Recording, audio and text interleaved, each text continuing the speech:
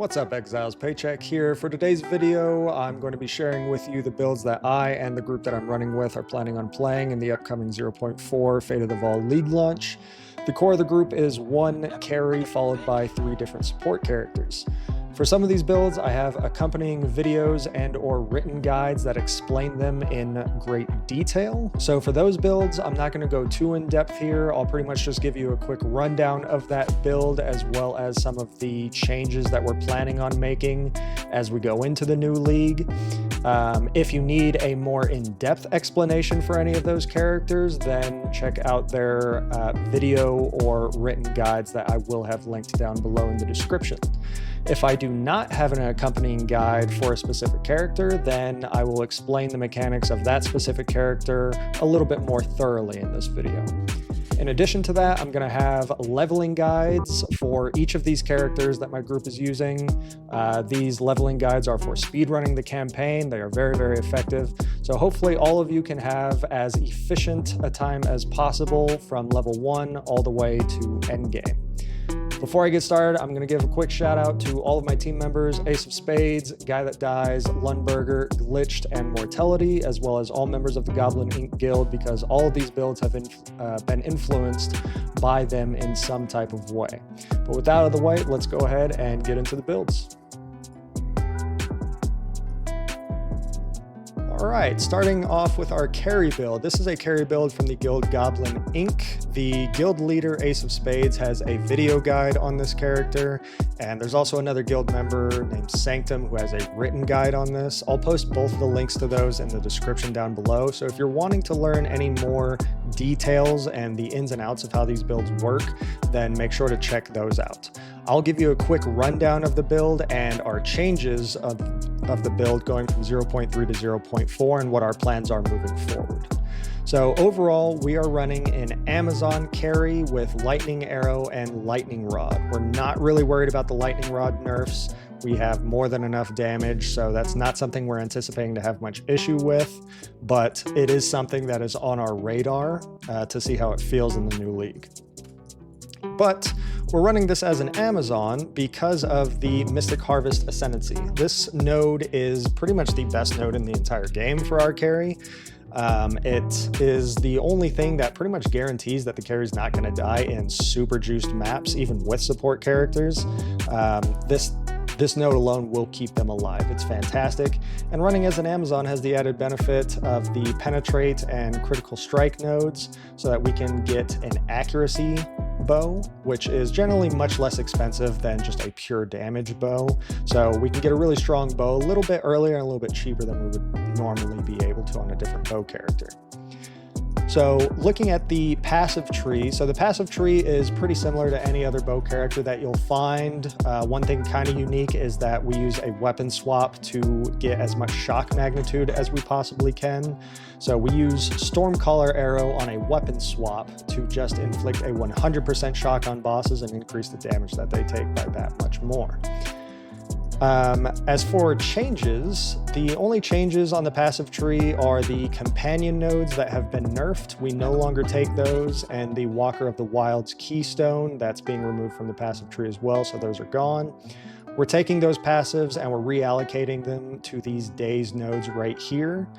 Nice benefit of taking those Daze nodes is that it is within range of a time loss jewel that you can use. So whether you're using a rare time loss jewel or a unique time loss jewel, like an Against the Darkness, both will benefit greatly from those passives. So really not too much loss there, actually. We're pretty happy with how that turned out.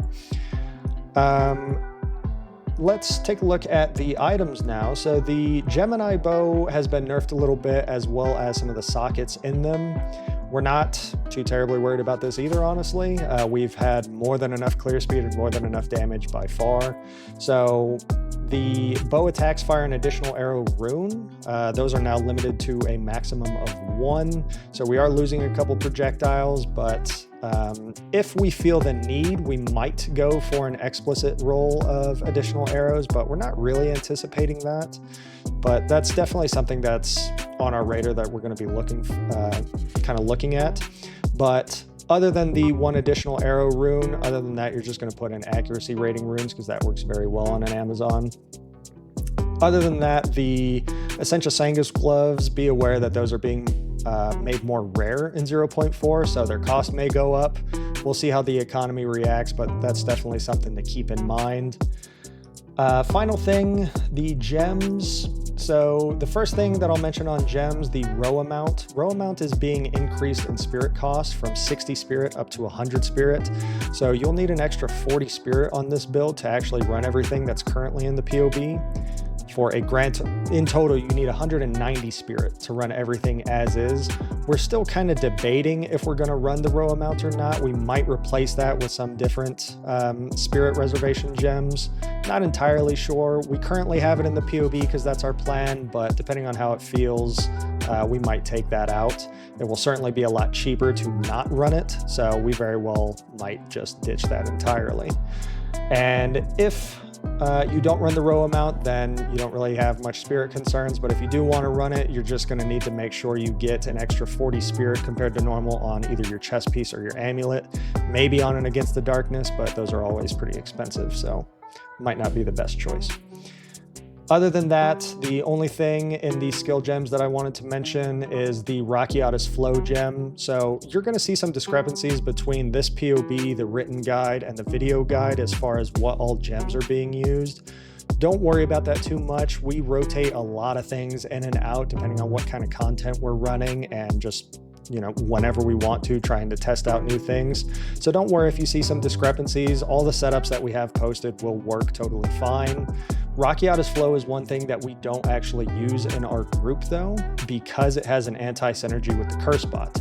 So the Rakiatis Flow is instead replaced with the Escha's Radiance support gem, which is being buffed in 0.4. It's going from 20% lightning damage as extra chaos up to 40% of lightning damage as extra chaos, which pairs very, very well with some of our support characters. So it's a fantastic support gem to swap in if you're running in a group. But that pretty much covers it for the Amazon Lightning Arrow, Lightning Rod, Stormcaller Arrow carry. So let's go ahead and jump over to some of our support characters. Secondly, we have the Cursebot. Now, the Cursebot hasn't really changed too terribly much since last league, so I'm going to try to keep this as brief as I can. I'll give a quick rundown of how it works, but if you want some more detailed information on this, I'd recommend to check out my video from last league. However, I will be covering the changes on the build for 0.4 right now. So, quick rundown, this build is running a quad curse blasphemy setup. We have temp chains and feeble, despair, and Ellie weakness linked to heightened curse, plus withering presence with prolonged duration, and malice from our scepter also linked with increased duration.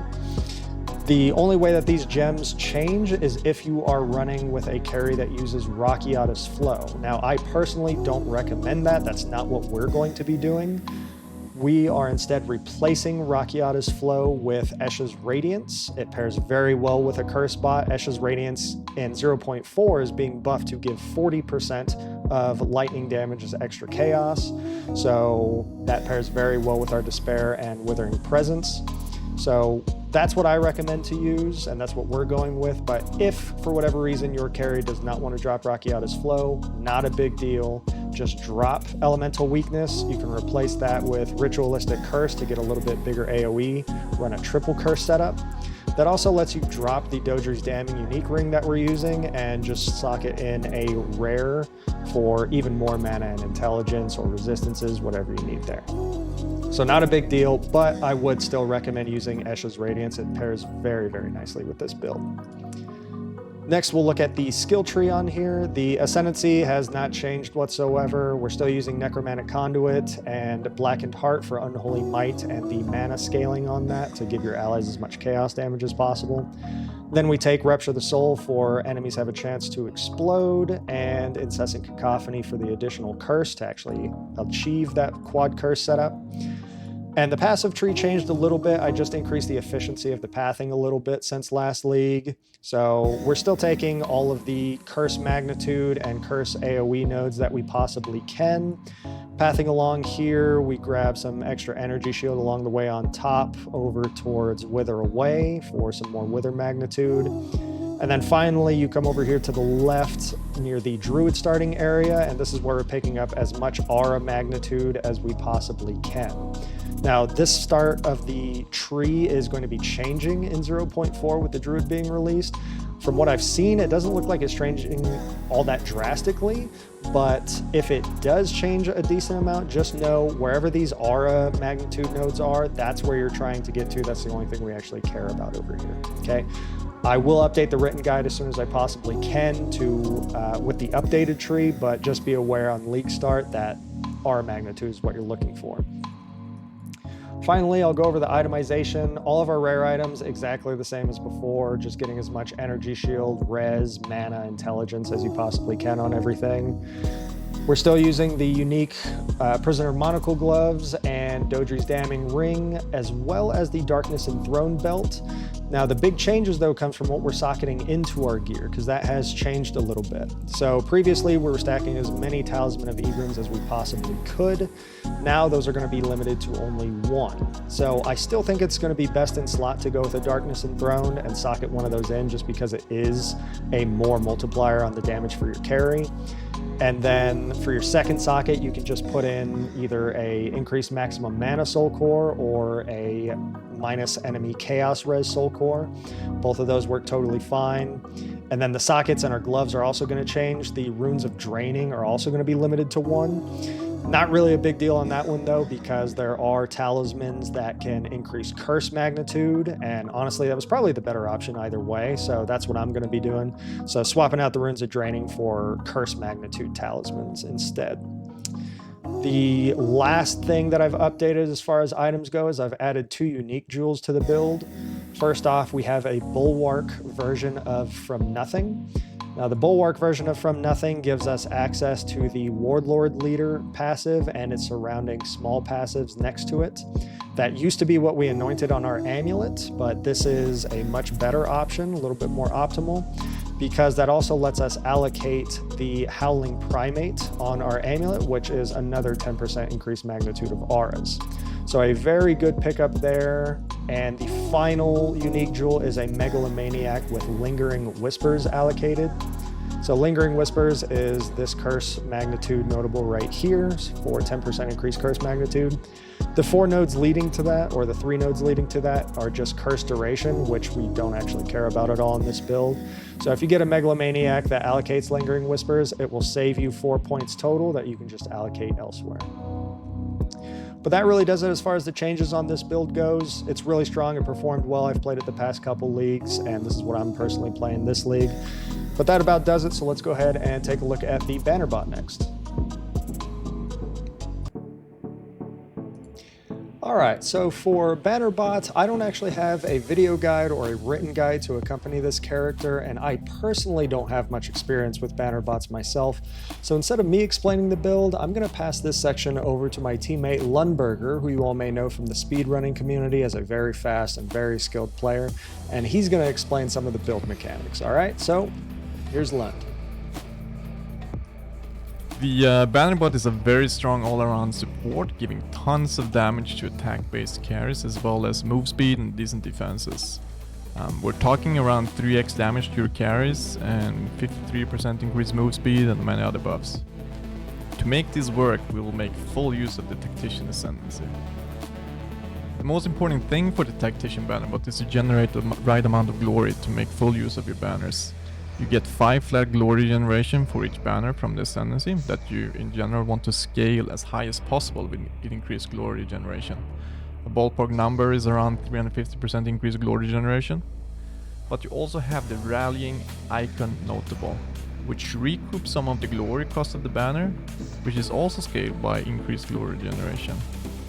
But getting the right amount of glory generation is actually a little bit more tricky than at first glance, as there are some kind of thresholds you want to reach. It depends on banner duration. The Tactician Ascendancy allows you to place down as many banners as you want, including as many banners of the same type. So the trick is that you want to place down a banner right before a previous banner of the same type expires and recoups glory. That way you are close to 0 glory before you recoup and make use of the full effect. Because if a banner expires right before you can place a new one, that means you're already close to maximum glory, and you cannot recoup glory above the cost of the banner, so the recoup effect is effectively wasted. What makes this even more complicated is that the passive glory generation ticks up every second or so and not continuously. So you're gonna have to fiddle around with the duration of your banners to make sure that you can place a new banner right before an old one expires. The tools that you have at your disposal is you can change the level of your banner, which basically only changes the duration of the banner. You can use supports, so like compressed duration in this case. And for Defiance banner, you definitely want to use the Restless Passion, which basically reduces the glory cost from 200 to 100. But you can only use that on one of the banners. And you also have passive skill points, such as this one here that increases the duration of the banner. And you also have skill effect duration nodes over here that reduces or increases the banner duration as well. Tactician also have the Watch How I Do It Ascendancy notable that gives 25% of the damage of your weapon as flat damage to other allies. The idea is really simple. You just want to get a mace, for example, with as high damage as possible. The Hammer of Faith is a great choice. It has a lot of damage. The attacks per second doesn't really matter at all. It also gives you some shrine buffs. You see that in this case we have slotted in some skill speed into the weapon because apparently skill speed actually increases the speed to which you actually place the banner. Cast speed should do the same as well. I haven't tested this myself, but apparently that works. And we will also grab Giant Stud so that we can use a shield together with our big mace in this case. And because this notable requires your allies to be in your presence, we want to make sure that we grab as much presence area effect as we possibly can. So you have a few clusters there, up here, and you can even grab the clusters up here if you want. The jewels you want to get should have as high glory generation as possible, as well as high banner AoE as possible. And you're gonna wanna eventually get around 12 of these. If you can get any other mods on top of that, like increased armor, that's great, but those two mods are the two important ones. We are gonna use a Tabula Rasa to be able to fit all those jewels into our build, which also means it's going to be a little bit hard to get proper defenses for this build. The suffixes on all the gear is basically just get all the attributes you need, try to capture resistances, and try to get some armor applied to Ellie on your armor pieces. You are going to look for gloves with as high armor as possible, possibly with a life roll, because we are going to spec into leather-bound gauntlets to get some evasion from that, and then immediately convert that back to armor. So we're basically just doubling the armor of the gauntlets. So if we have a lot of armor on it, that's really good. The boots is very simple. You need movement speed, try to get armor or life and whatever else you need. Amulet as well, just get whatever suffixes you need and increase armor, life, whatever you can get on the amulet. We anoint acceleration in this case, which is a pretty decent node, because it gives us a little bit of movement speed, but it also gives us skill speed, which makes us place the banners faster, as mentioned previously. The rings, suffixes, as mentioned, evasion, since we convert that to armor. Life is great. Mana is pretty decent later on, because we might as well just grab Mind Over Matter, as we are not really spending any mana at all. And then belt, just get life, resistances, armor if you can. The shield is very important. The most important stat here is maybe the additional physical damage reduction. It can roll up to 8, and then other than that, just try to get life and as much armor as possible. the Hollow Mask is a really good helmet. It might even be the best in slot in this case. A Corrupted one gives you up to 18% additional physical damage reduction and a little bit of life and chaos res. If you are struggling on attributes, you can grab the Polymathy cluster, but ideally you get enough attributes from your gear, so you don't need to grab it. You could also, as mentioned earlier, you could reduce the level of the banners, because they don't really give you that much, it only changes the duration. But reducing the level means you also reduce the dex requirement. But make sure that your banner placement still works, as discussed earlier. And the last piece of defense that we will get on this build is utilizing Polished Gear as an notable, which gives us deflection and rating from our armor, which also means that it's pretty free to grab Glancing Blows because we don't really have any evasion, and so their deflect is just lucky for free, which on this build gives us up to 64% chance to deflect. And once again for this character, I'm going to pass this once more onto my teammate Lund, so here's Lund once more. The Raritybot is a very simple build. It all revolves around the Gravebind gloves, which makes it so that enemies in your presence killed by anyone count as being killed by yourself. That means you don't have to do anything really, you just need to stack as much rarity as you possibly can. And to do that, we of course go the Ritualist Ascendancy, which means that we get an extra ring and extra bonuses from the rings, because the best way to get rarity is to use the Andvarius Gold Ring. And so we're using 3 of those, which means that our elemental resistance is gonna be really bad, especially paired with Ingenuity, which increases the effect of the rings. And to combat that, we are gonna use Moria Invictus, which is buffed in this patch. It gives plus 10 to all elemental resistances at the highest roll. Other good things are like increased global defenses is really good. Anything else that is useful for the third thing, but those 2 are really good for Moria Invictus. And we will put in Rabbit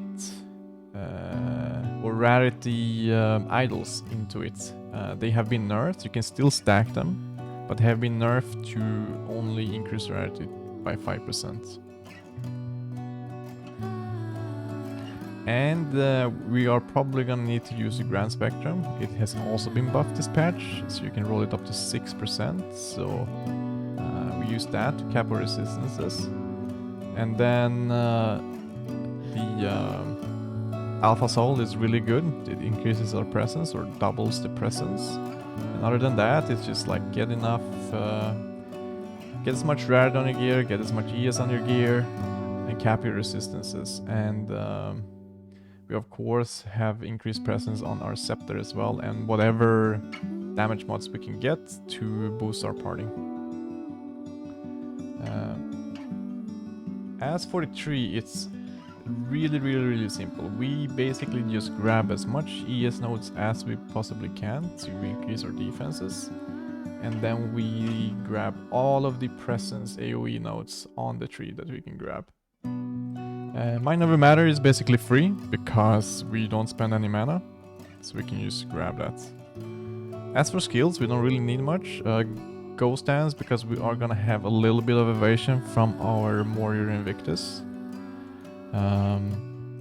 Convalescence is pretty decent to start our ES regen, but other than that, we don't really have anything special to do. Alright, so that does it for our group composition plans. For those of you wondering, our 5th and 6th characters are both just playing carry builds as well, but they're a little bit more experimental builds. We're going to try and find some cool new stuff with the new patch. But now that leaves the question, what if I'm just in a duo or just in a trio? Because I know a lot of you out there don't actually have 3 friends.